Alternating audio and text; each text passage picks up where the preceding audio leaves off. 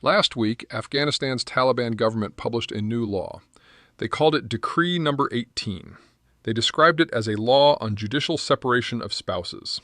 What it actually contains, buried inside its legal language, quietly published by the Justice Ministry while the world was watching Iran, while diplomats were focused on the Strait of Hormuz, while the headlines were filled with missiles and nuclear plants and leaked peace deals, is one of the most disturbing legal provisions passed by any government in the world in recent years. The law states that the silence of a girl reaching puberty can be interpreted as consent to marriage. A girl, not a woman. A girl who has just reached puberty, who may be 11 years old, 12 years old, 13 years old, and who says nothing when presented with a marriage arrangement. Her silence can be interpreted as agreement.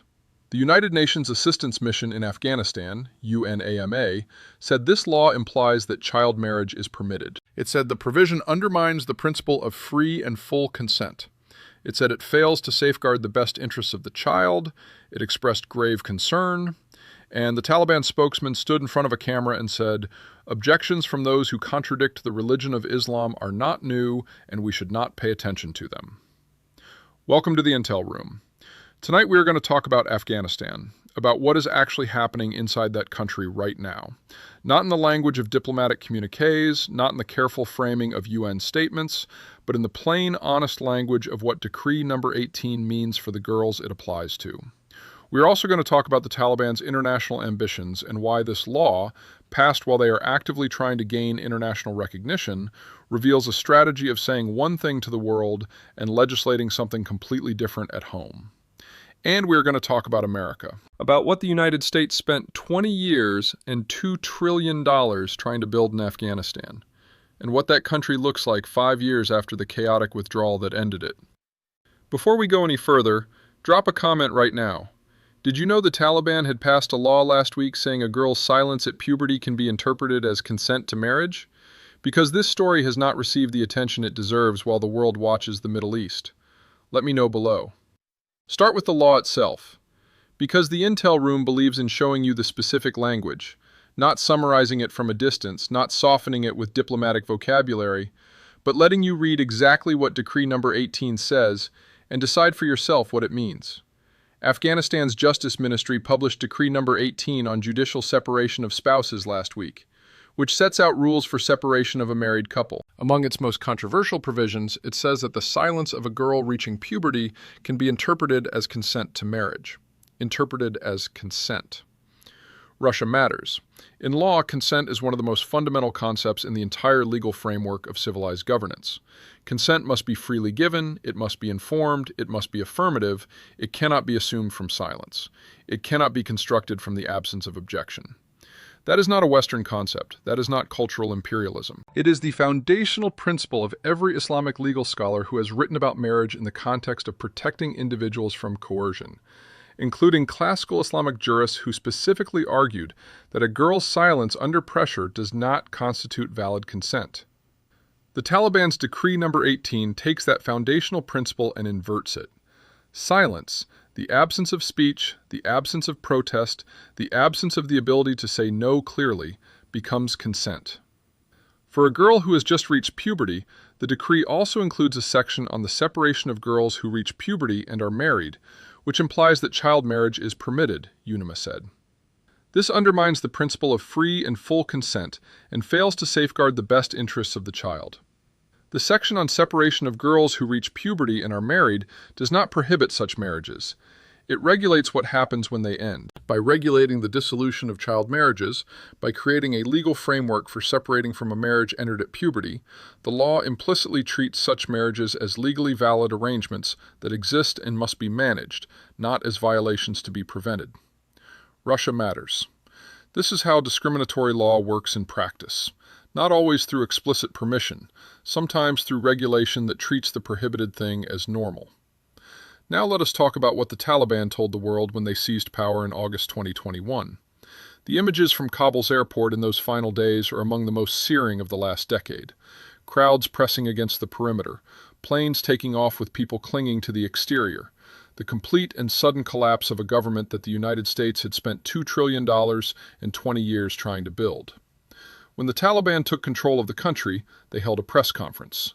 They said they had changed.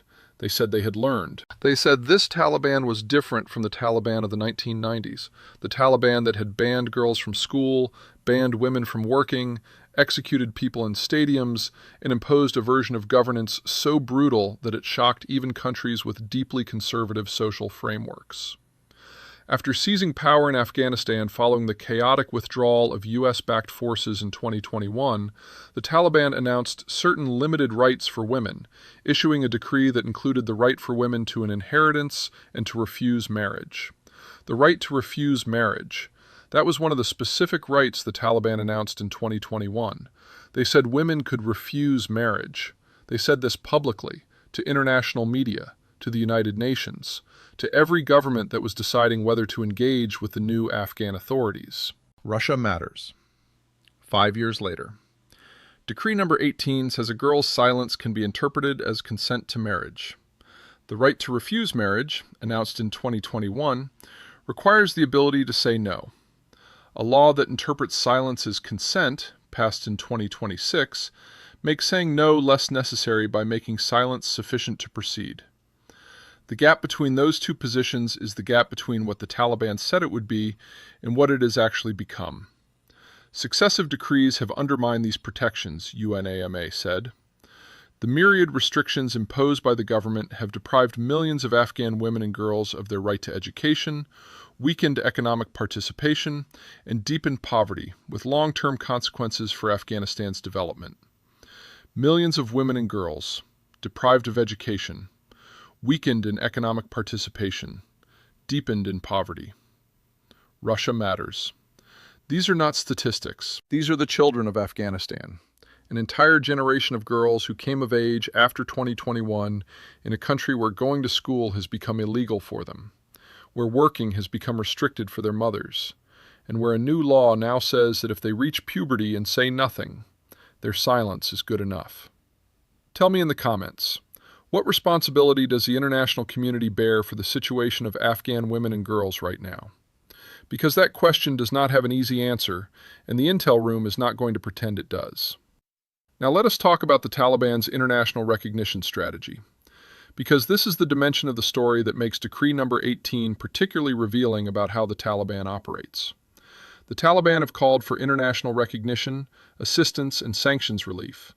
But since returning to power, they have not shown a willingness to make compromises on important issues to obtain these benefits. Nearly every country, U.S. partners and adversaries alike, has urged the Taliban to form a more inclusive government, and many countries have joined the United States in calling for the group to lift restrictions on women and girls and break ties with terrorist groups.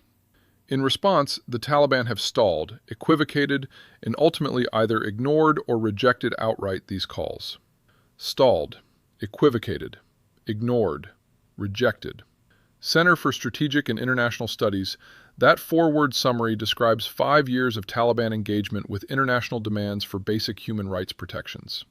The Taliban wants recognition. It wants sanctions lifted. It wants the frozen billions of dollars in Afghan central bank assets released. It wants its leaders to be able to travel internationally without UN travel ban restrictions. It wants embassies to open. It wants to take Afghanistan's seat at the United Nations. No foreign government has to date formally recognized the Taliban, and in response to a June 2023 Taliban request for UN recognition, the UN envoy to Afghanistan said it is nearly impossible as long as the Taliban maintains its current policies. Nearly impossible. That is the UN's assessment of the Taliban's path to recognition, given its treatment of women. RUSI. And yet, the Taliban continues to pursue recognition through a specific strategy that Decree number 18 illustrates perfectly. The strategy is dual track. In international meetings and diplomatic communications, the Taliban presents itself as pragmatic, as willing to engage, as capable of incremental change. It sends delegations to international forums. It participates in mediation processes. It engages with UN special representatives.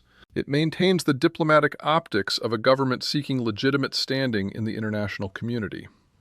Simultaneously, at home, through the Justice Ministry, through the Supreme Leader's Office, through the accumulated weight of decree after decree after decree, it tightens its control over women and girls in ways that move further from international standards with each passing month.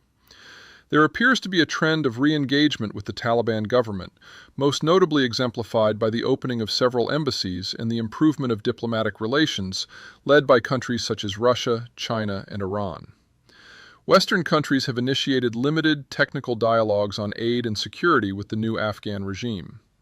Russia, China, Iran, opening embassies, deepening ties, providing the Taliban with the normalization it is seeking without conditioning it on the human rights protections the West has demanded. The weak this creates an international environment where the Taliban can continue its domestic repression while pointing to its Russian, Chinese, and Iranian relationships as evidence that isolation is not its only future. And Decree Number 18, passed while Pakistan-China talks on Afghanistan stability are underway, while the U.S. is reviewing its Afghanistan strategy, while the world's attention is on the Middle East, is the product of an environment where the Taliban has calculated that the gap between its international rhetoric and its domestic legislation has not yet cost it enough to change. Let us talk about America. Because the full weight of what is happening in Afghanistan right now cannot be understood without talking honestly about what the United States did there and what it left behind. America entered Afghanistan in October 2001, weeks after the September 11th attacks. The Taliban government had harbored Osama bin Laden and al-Qaeda. The mission was to dismantle al-Qaeda and remove the Taliban from power. What followed was 20 years of nation-building, an attempt to construct, from the outside, a democratic government, a professional military, an independent judiciary, a free press, and a civil society that would protect the basic rights of all Afghans, including its women and girls. The United States spent approximately $2 trillion on that effort. 2,400 American service members died. More than 20,000 were wounded. Afghan security forces suffered catastrophic casualties fighting alongside American forces for 20 years. And then, in August 2021, in the course of weeks, it ended. The Afghan government collapsed before American troops had finished withdrawing. The Taliban entered Kabul without a fight. The scenes at the airport, the chaos, the desperation, the people clinging to aircraft, became the defining images of the end of America's longest war. Within days of the Taliban taking power, Afghan girls who had been going to school that morning were told they could not go back. Within months, women who had been working as doctors, teachers, engineers, journalists, and government officials were told their participation in public life was over. Within years, the Taliban passed Decree Number 18. There is an honest and important argument that the $2 trillion and 20 years of American effort in Afghanistan were never going to produce a durable outcome because the foundational conditions for the kind of society America was trying to build did not exist. That argument has serious analytical merit. There is also an honest and important argument that the manner of the withdrawal, the speed, the chaos, the failure to negotiate any meaningful transition conditions, abandoned the Afghans who had worked with America and trusted its commitments. That argument has serious analytical merit too. Both of those arguments can be true simultaneously, and neither of them changes what Decree Number 18 means for the girls it applies to.